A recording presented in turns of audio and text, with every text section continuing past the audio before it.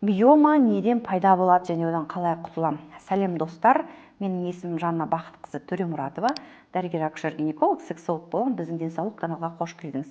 Денсаулыққа қатысты пайдалы ақпараттарды өткізіп алмау үшін біздің каналға тіркелуді ұмытып кетпеңіз. Миома деген өкінішке қарай қыздар емделмейтін аурулардың бірі, яғни дәрі ішіп миома жоқ болып кетпейді өздігінен, бірақ кейбір кішкентай миомалар просто изохогенный, яғни жатырдың бұлшық етімен тегіс біркелкі болып кетуіне байланысты УЗИде көрінбей қалуы мүмкін. Бірақ миома деген бұл өсіп шыққан без сияқты ет, ол ет өздігінен ешқайда кетіп қалмайды.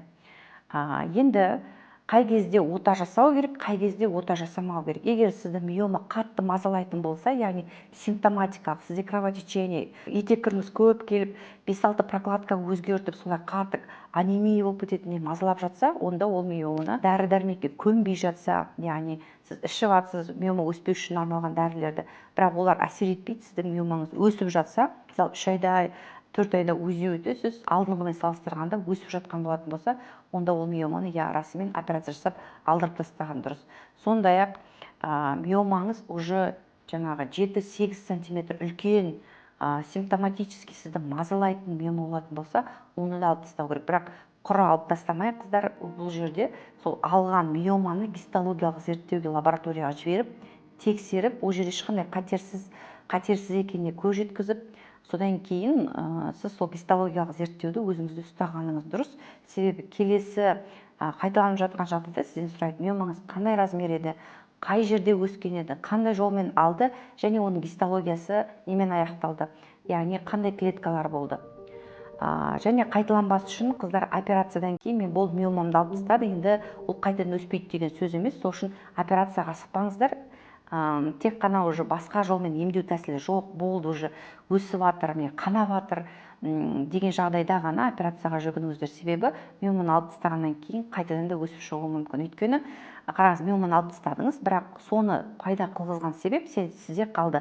Ол сізде гормональный өзгеріс болуы мүмкін, ол сіздегі ағзаңыздағы стрессовый факторлар болуы мүмкін, ол сіздің ағзаңыздағы жаңағы щитовидканың ауруы болуы мүмкін, инфекциялық аурулардың кесірінен болуы мүмкін, кіші жамбас қуысында қан айналым нашарлығынан да болуы мүмкін. Яғни осы нәрселердің барлығы сіздің ағзаңызда қалды.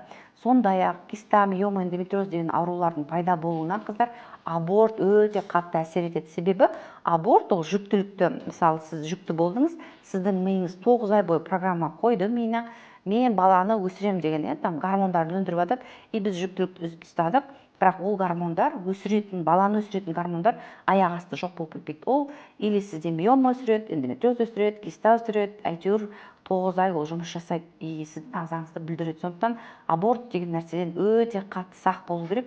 Егер бала туғыңыз келмесе, лучше сақтаныңыз, аборт жасап, өзіңізге қиянат жасамаңыз. Осындай себептерден миома пайда болады, және миоманың кішкентай мазаламайтын түрлері болатын болса, оларды алдырып қажет емес. Және миоманың қай жаққа қарай өскеніне байланысты тоже операцияның түрлері өте көп. Сыртына қарай өсетін болса, оны ішінен кіріп кесіп алып тастайды лапароскопический операция бойынша.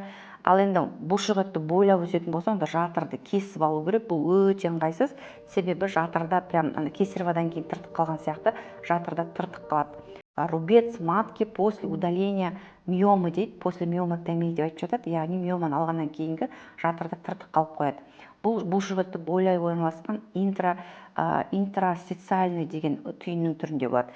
Және жатырдың ішіне қарап өскен субмукозный деген узел болады, яғни жатырдың ішкі қуысына қарап өскен.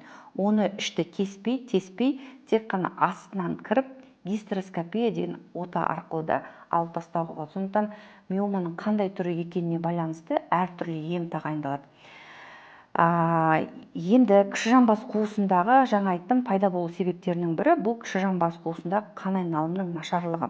Егер сіздің қан айналымыңыз жақсы болатын болса, аналық бездеріңіз, гормондарыңыз дұрыс өндірілетін болса, ешқандай жыныстық жолмен жұғатын инфекцияларыңыз жоқ болатын болса, негізгі ондай жағдайда әйел ешқандай гинекологиялық ауруларға душар болмайды. Енді кіші жамбас қуысындағы қан айналымды қалай жақсартамыз? Опущение киста, миома, эндометриоз сияқты әртүрлі гинекологиялық аурулардың алдын қалай аламыз?